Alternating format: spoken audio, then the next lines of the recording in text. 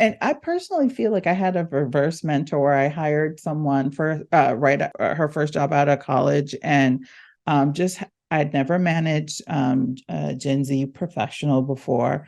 Just her approach to solving problems, or even just collaborating, was completely different. And a lot of times I would be like, oh, well, I didn't quite see it that way. So I benefited, sort of from just kind of that fresh eyes. Because that's the thing, I think, in marketing, that you kind of have to constantly be testing and piloting and trying and looking at things with a fresh pair of eyes. And I mentioned this to you when we were getting ready to to record today, in that marketing during the pandemic, to me, I feel like I had a whole new master's degree, because the things that I had been told, I had tried, I had successfully done prior to the pandemic, went all out the door. And we're even though we're in this post-pandemic sort of period, it still has changed. And some of the tried and true best practices are obsolete now. And so you kind of have to kind of think about it in a different way.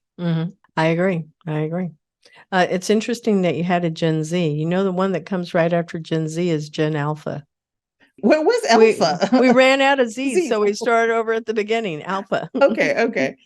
Well, I'm curious to see what are they all about? How are they seeing the world?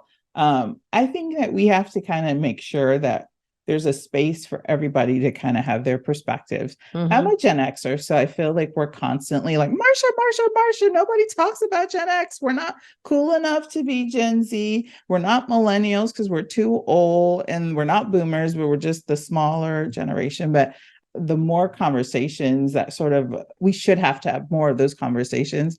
And I'm tending to listen a lot more to the younger generation, because I'm just like, why do you think about it that way? Or how did you even get there? And maybe there's a lot of benefit in, again, just looking at things differently and trying to see if we can solve some of these things.